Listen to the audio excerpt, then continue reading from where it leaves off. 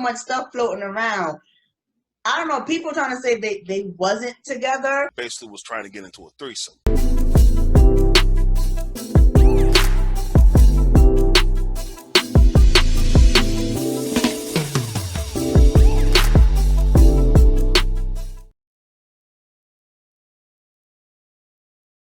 What's going on, ladies and gentlemen? Welcome to another exciting episode of Kay and Manny. I'm the one they call Manny. She's the lady of all K's. And I know what you're thinking. Why your eyes are red? Simple. Around this time of year, my allergies get really, really bad. And if you saw the conversation we had off camera, you would agree with me. But this show is sponsored by... Today's show is sponsored by Lady Kay Enterprise. And to be honest, guys, what does Lady Kay Enterprise bring to the world? We bring the experience. We bring transformation. As you can see right now, sometimes when you guys see me on the go, my background is different. My background is different because I like to move accordingly when I want to move, not when somebody tells me to. And that's what I like. I like the freedom. So this is what we bring. We bring time freedom to you. So if you're looking for that time freedom, please contact our website at www.ladykyenterprisesinc.com. But thank you, guys, for just chiming in today, this Saturday morning. It's always a pleasure for everyone to tune in at 11 a.m. because I know you're probably in your bed, on your phones, probably watching it, and I appreciate you. So I want to talk about something that caught my attention, and I'm pretty sure I want to bring it forth to other people so it can bring forth to their attention and their awareness. And I know you're probably saying, well, Lady Kay, what are you talking about? I want to talk about manipulation. And I want to talk about how it's so easy for someone to manipulate you, especially if you're not aware of the different tactics that's out there. But today I'm going to have help because yes, I can talk to you, but I always like to bring the expert in because the expert knows how to deliver. And this young lady right here, oh my God, I appreciate her. I would like everyone to give me a warm welcome to Miss Prunella Harris. She is the CEO of Restorative Family Services, which is a mental health outpatient facility. So Miss Prunella, welcome. Thank you so much for having me and allowing me to share my perspective on this issue. It's very important to get this information out to the public. So thank you for having me, both of you. You're welcome. And I always appreciate you when you come on. We always have an excellent time and we always deliver to the people what they need to hear. So, and that's the purpose, to get that out there so people can be educated.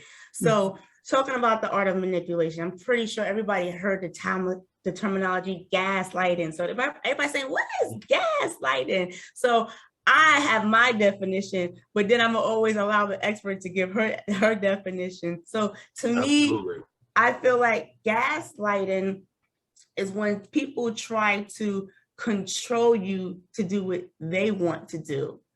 That's what it feels like to me when I look at the big picture. Now, coming from a mental health perspective, Prunella, can you please give us an insight? What exactly is gaslighting? Sure thing. So gaslighting, the term comes from the movie Gaslight, and it was a movie from the 1940s where the husband would actually, back then the lights and electricity from the home were controlled by a gaslight. So he would wait for his wife to go upstairs and then he would flicker the gas light and she would come downstairs and, did you see that? And he would say, no, I don't know what you're talking about. Wait for her to go back up, do it again until she ended up in a insane asylum because she had, been going crazy. He had made her believe that she was going crazy. So when we use it today, you're absolutely right. It is a manipulative tactic, and it is very effective because it undermines someone's reality. It gets people to thinking that they're going crazy, that, the reality isn't what it is, or, what they're feeling, thinking, and seeing is false. It's not true. Right. So that is the term and where it came from and the definition. Right. So, and I'm going to chime in on that. Right. So I just want to let people know we live in a real world. So everything all around us is a manipulation. Right. So they manipulate us to buy certain products and go to certain places. And, but it's how they do it, so, and it's all about to get you to move to that sale at the end of the day. And I get it, because that's what keeps the economy going, right? So just keep that part in mind. But today, specifically, chime in on the people who use it to intentionally hurt other people because they got a mental disability themselves. So I know my favorite word, I love to call it out there, Prunella, what, those are the narcissists, but I'm pretty sure there's other different types of predators out there. But I just had to chime in, and just give the audience that perspective that where manipulation comes from, if that makes sense. Now I know, Manny, you said you want to chime in. Well, yeah, I think a lot of times people will think, well, you're manipulating me to buy this product, or most people look at, excuse me, most people look at advertisement as a form of manipulation. Now, people may say, well, you're asking me to buy this product, or you're asking me to come this way. No, not really. But it's like they're tricking you to thinking that this is what you want, or this is what you where you want to go. So, Right. I mean, people may look at advertisement as gaslighting as well, but it's totally different. Where it's like they're asking you to do something versus they're telling you to do something. Right. Yeah, and I think both of you are completely correct, because listen, manipulation in its basic form is just, hey, you're adding something to get a certain outcome. So, there are benign manipulative, strategies, because we live in a world where there's always an exchange, so sales tactics and things like that aren't as harmful as having a loved one deny your feelings and neglect your emotional safety, and you don't feel safe. And it's a subtle type of emotional abuse that happens over time. It isn't just one occurrence, but it is a consistent occurrence, and you're left feeling unheard, devalued. You're left feeling like, okay, maybe I'm the problem. Your self-esteem takes a hit. So that is the unnerving of this type of toxic behavior, and it's very intentional. Right. Absolutely. And with that being said, Prunella, let's talk about, gaslighting in a romantic relationships, because I see a lot of that going on, and, people are in unnecessary relationships, because of that. Can we present and steps to the audience, what they can look for if their partner is gaslighting them? Yes, these are some telltale signs that you're being gaslighted. Now, keep in mind that when someone is trying to gaslight you, their intention or the goal is control. So a lot of times you will see gaslighting occur when you're trying to set a boundary with someone. Because if you're in an unhealthy relationship, chances are they want you to behave in a certain way. That's where this control comes in. That's where the manipulation comes in. And in order to get you to behave in that certain way, they have to play certain mind games. They have to get you to not be as confident, not be as assertive, not set healthy boundaries. Those are all healthy things that are needed in a healthy relationship. But when you're in an unhealthy relationship, those things are not valued. Absolutely. So some examples of gaslighting are, if you ever hear statements like this, oh, that didn't happen. They're completely, like, very overtly denying what you saw, heard. I didn't say that. No, you must have misheard. You must have misunderstood. Or, you're being too sensitive. Okay. Everyone else thinks you're too sensitive now, right? Mm-hmm. Because now you're thinking like, oh my God, everybody thinks I'm really bad. And, they're creating this narrative that even your own friends and family thinks you're crazy and there's something inherently wrong with you. Or, what, you need to learn how to take a joke. You just, I was just joking with that. They do things to unearth your self-esteem. Oh, that was just a joke. You're too sensitive. You shouldn't take things out of context.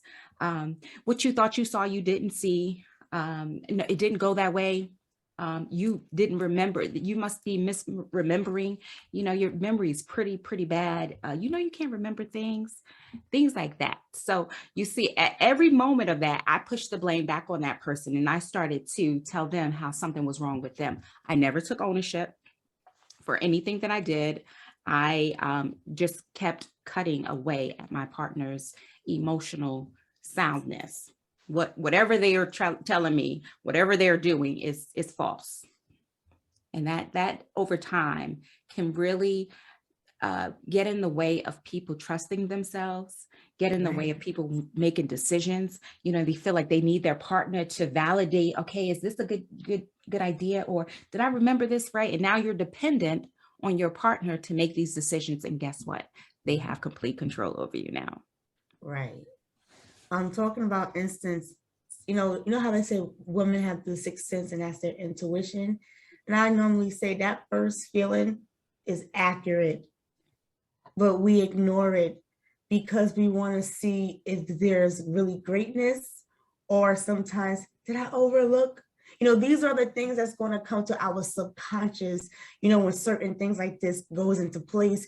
And I can speak from that place because I was that young little naive girl that got taken advantage of. I didn't know it at the time, but when I got to an older age, and I'm looking back, I said, wow, I was totally manipulated. I was 16 years old and I met this person.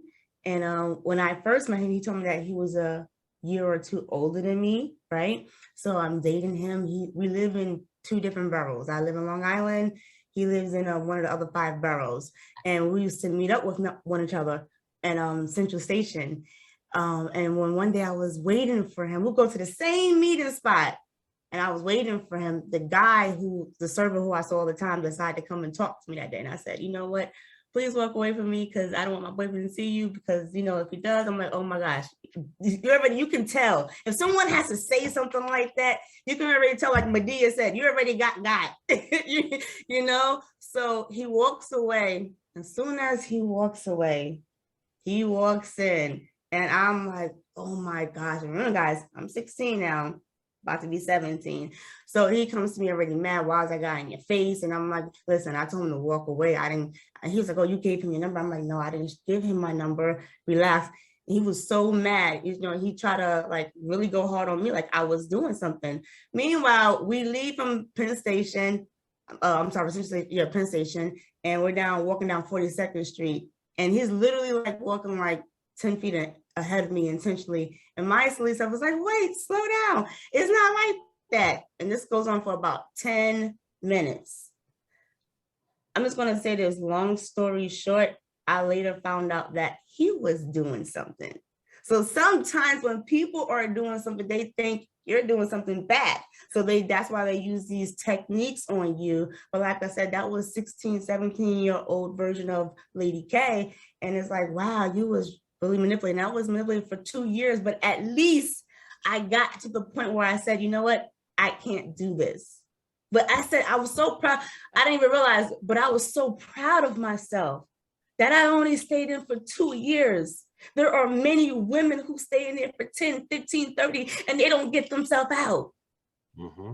So I was so hard on myself back then. But now looking back, I was like, I'm so proud of her. She got out. She wasn't that stupid. But I don't want to say stupid. I just want to say naive, because, once you become aware, right? And now if you become aware and then you still decide to stay, that's on you, because you intentionally said that. And then I understand there are extreme cases where women can't. And I'm not talking to those women because I understand domestic violence is real. But I'm talking for those who can and can escape and, and make their strategy to get away from a person who is, gaslighting them. Because there are different levels, right, Prunella? It is very difficult to, it's very difficult to let a relationship go because there are so many layers. The person who's gaslighting you doesn't always start there, it starts very subtly, and there's a trauma bond that happens even before you get there. Right. So, you know, it's very difficult. Everyone has a different like journey. Everyone has like a different path before they can actually get the courage to get out.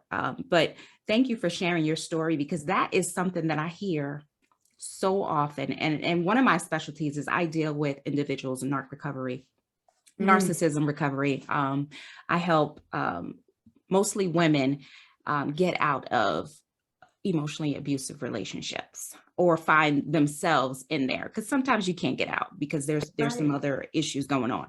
Right. But a lot of times, and this right here is probably the number one gaslighting technique, is they will accuse their partner of cheating, even if they don't have any evidence that there's ever been cheating, even no reason to mistrust. They come home one day, they could be eating, you know, frosted flakes at the table. You're cheating on me. And then, right, it's like, wait, hold on.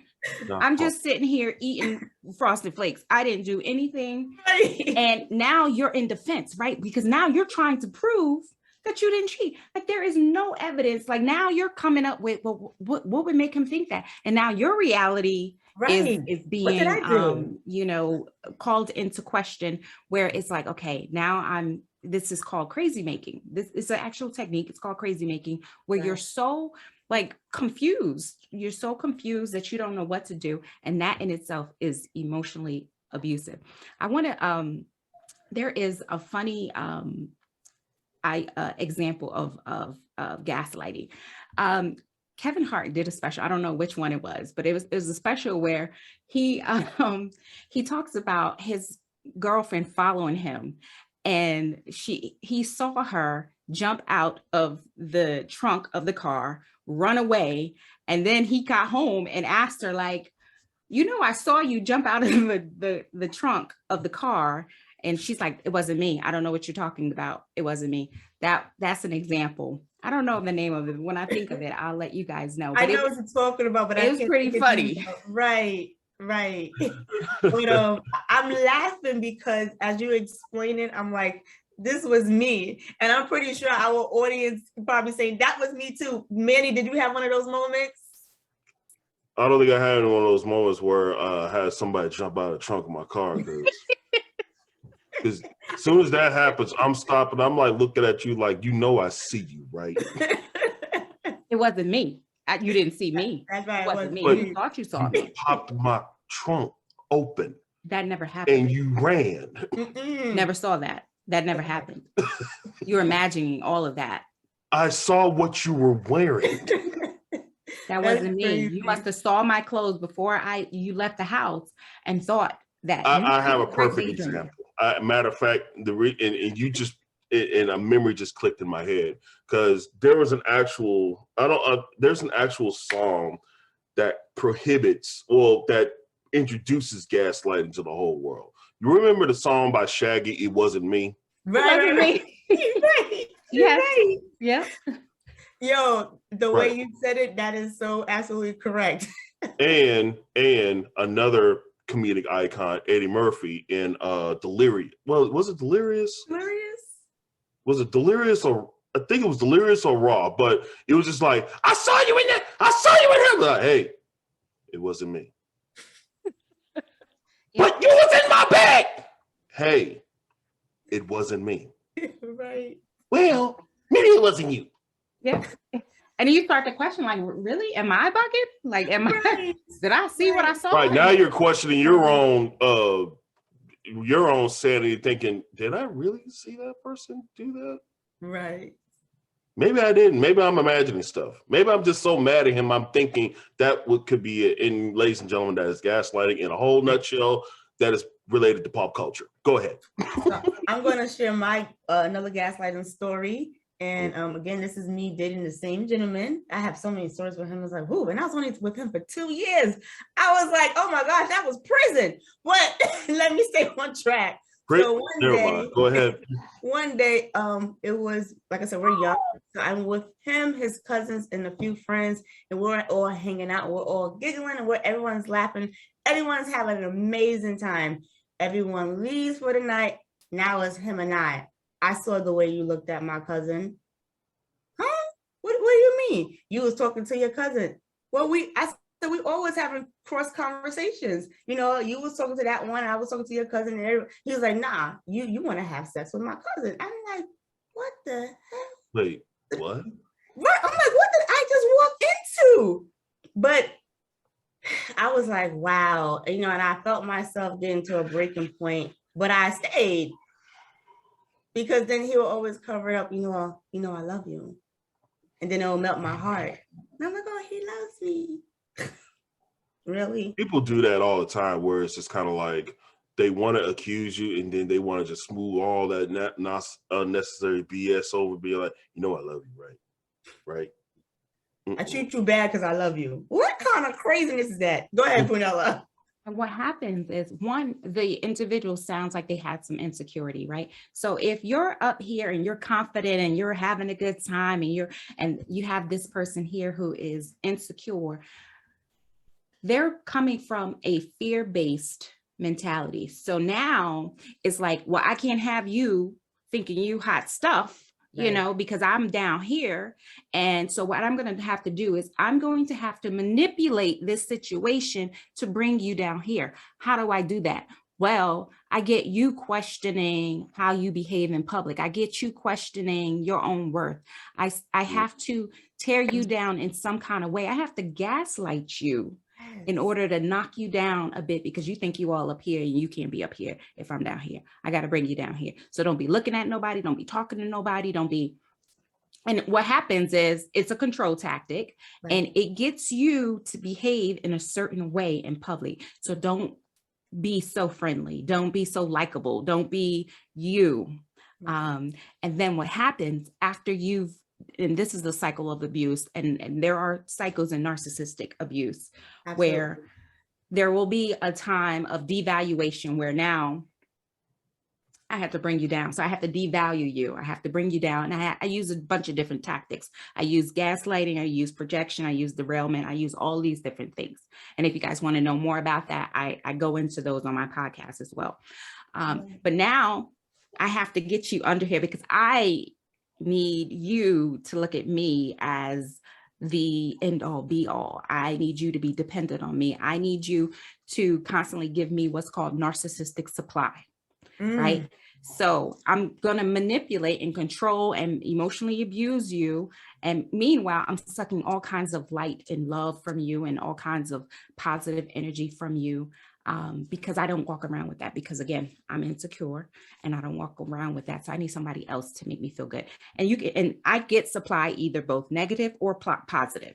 Positive supply is you telling me I'm wonderful and everything that I do and how you appreciate me. But negative supply is, hey, if I get to gaslight you and you start foaming at the mouth and you're all, crazy, that's supply too, because you're going crazy over me. I never would do anything like that. I love you so much. I care about you. Why would you think this? That's negative supply, but that's feeding my ego as well. Now, right. The love bombing comes in is after that devaluation phase.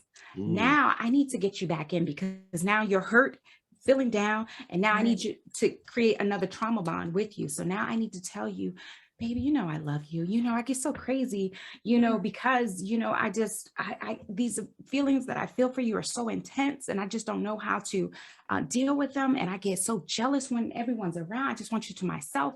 And meanwhile, because you haven't been loved correctly, because what happens is usually narcissists will get with codependent individuals who are looking for love. You have a soft spot. Oh, well, he's really sorry. And maybe he does love me. And maybe if I just hang in there, he'll see that I'm a good person. He'll see maybe if I just give him more love and love him more, that he'll start to see how badly he's treating me and stop doing that. Right. And this cycle continues and continues and continues. I didn't know there was a terminology for that. Love bombing. Love bombing. I didn't know that. That's interesting because I thought it was just somebody trying to, as we would say, butter somebody up. But then I didn't know there was an actual terminology. That's interesting. Yes. So love bombing is it is buttering. It's buttering up. It's telling the person that they're, everything they want to hear. So when you get in a narcissistic relationship, narcissist will ask you everything about yourself. Ew. They will sit there and because they're learning. It's like recon. Like if you've ever, chatted with a narcissist, they'll tell you very little about themselves because what they're doing is they're making a file of everything that you say you like, and they'll do that. Yeah. And so if you say, oh, I like yellow flowers, they'll send you yellow flowers. If you say, oh, I like a man who walks on the outside of the curb and really treats me like a lady, they'll do that.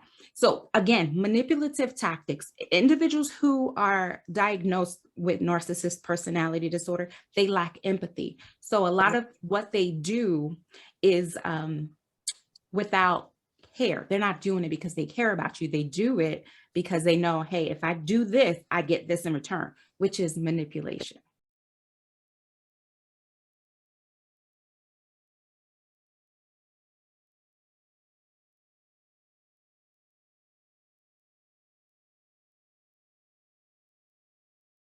Lady Kay